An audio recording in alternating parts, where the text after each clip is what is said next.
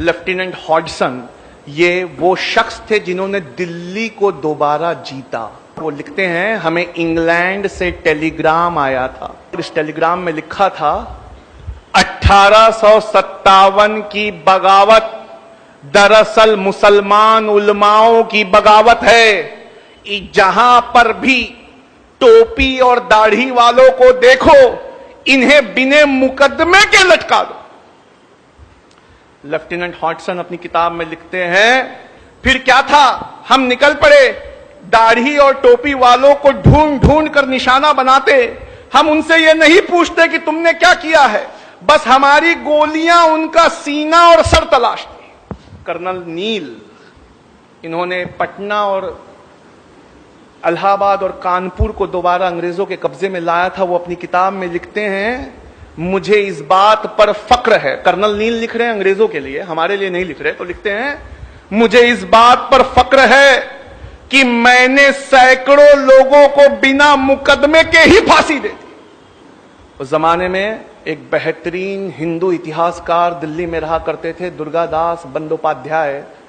वो अपनी किताब में लिखते हैं, मैं उनकी किताब से एक पैराग्राफ पढ़ना चाहता हूं। ये इलाहाबाद में थे जब 1857 की बगावत हुई, वो इलाहाबाद में थे। वो लिखते हैं, इलाहाबाद के चारों ओर 1857 के बाद कई सालों तक एक झाड़ नहीं मिलता था। इलाहाबाद के चारों ओर 1857 के बाद कई सालों तक एक झाड़ नहीं मिलता था, क्योंकि मरने वालों की तादाद इतनी ज्यादा थी कि या तो वो लकड़ी कब्र में पट्टा बना के लगा दी गई या चीता पर लकड़ी बनाकर जला दी गई।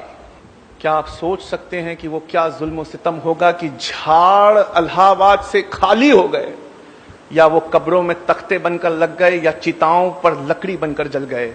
ये 1857 की चीज थी। द टाइम्स अखबार उस समय इंग्लैंड से निकलता था। मेरे पास जनवरी 1861 की एक पेपर कटिंग है। द टाइम्स अखबार जो लंदन से निकलता था, उसमें करेस्पॉन्डेंट का नाम रसेल है। ये रसेल ने अपने फ्रंट पेज पे द टाइम्स अखबार के लिखा है, अंग्रेज सरकार उलमाओं के दिल में हमेशा के लिए डर बिठाना चाहती थी, इसलिए नफीस उलमाओं को सूअर की चमड़ी में जिंदा सिया गया और सूअर की चर्बी के खिलाफ फतवा देने वाले मुस्लिम उलमाओं को जबरदस्ती पोर्क खिलाया गया। ये कुर्बानियां हैं जो आपके आलिमों ने दी हैं। सर जेम्स आउटरम और एडवर्ड टिमस, ये राइटर हैं एक किताब के। उस किताब से मैं एक लाइन पढ़ना चाहता हूं, सिर्फ एक लाइन।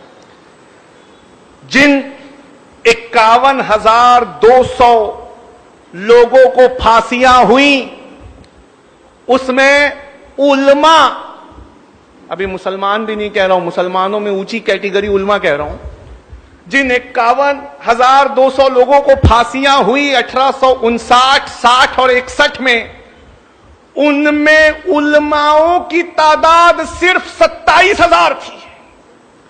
यानी सिर्फ उलमा 27,000 से ज्यादा थे। 51,200 लोगों को फांसियां हुई। लोगों, इतिहास में आपका रिकॉर्ड है जो दम तोड़ रहा है। ग्रोवर एंड ग्रोवर की एक बुक है, उसमें वो लिखते हैं, भगत सिंह को एक अंग्रेज ने पूछा, भगत सिंह ये एक ऐसी शख्सियत है, उनसे एक अंग्रेज ने, उन पर मुकदमा चल रहा था, तो भरे कोर्ट में भगत से कहते हैं, this people ruled you for more than 800 years, इन्होंने तुम पर 800 साल हुकूमत की, तुमने कभी बम नहीं फेंका। हमें आए 150 साल हुआ है और सेंट्रल लेजिस्लेटिव असेंबली में भगत सिंह तुमने बम फेंक दिया। भगत सिंह मुस्कुरा के कहते हैं, सर बम में ना छर्रा था ना केमिकल थे, हम आपको मारना नहीं चाहते थे। जज ने कहा, तो फिर बम क्यों फेंका? कहा, बहरों को सुनाने के लिए धमाके की जरूरत होती है।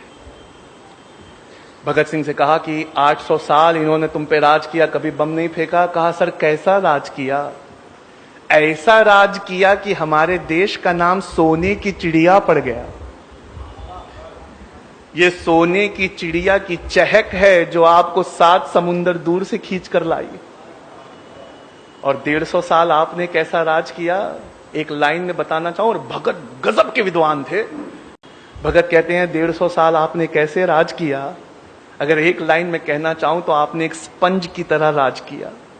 ये स्पंज गंगा के किनारे से हीरे मोती चूस कर ले जाता और जब इसे थेम्स, लंदन में नदी है, थेम्स के किनारे निचोड़ा जाता तो दौलत बरसने लगती। ये जो दौलत आप यहां से भिगा भिगा कर ले गए हैं, सारे कल कारखाने और औद्योगिक क्रांति उसी से आई है। और इन्होंने कैसा राज किया? इन पठानों और मुगलों ने इसे अपना घर बना लिया, इसी की धूल में अपने आप को मिला दिया और जो पैसा यहां से लिया यहीं खर्च कर दिया। पेज नंबर है 169, बुक का नाम है ग्रोवर एंड ग्रोवर। आप भगत सिंह के इस बयान को वहां पढ़ सकते हैं।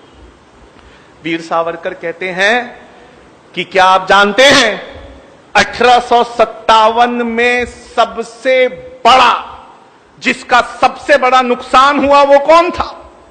वो थे आखिरी मुगल बादशाह बहादुर शाह जफर। वीडी सावरकर लिखते हैं कि मैंने जॉन निकलसन की किताब से इस चीज को कॉपी किया है कि जॉन निकलसन ने लिखा कि हमने सवेरे बहादुर शाह पर यह जोर डाला कि आप नाश्ता करिए। बहादुर शाह ने कहा हमें खाने की तबीयत महसूस नहीं होती, क्योंकि रात को हमने उनकी आंखों में पॉइजनस ऑइंटमेंट लगाया था।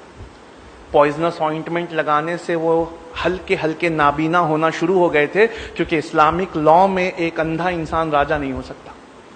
हमने जोर डाला नहीं आप नाश्ता करिए, और जब उनके मर्जी के खिलाफ नाश्ता लाया गया तो लाल कलर के मखमल से ढके हुए 3 कटे हुए सर दिए गए।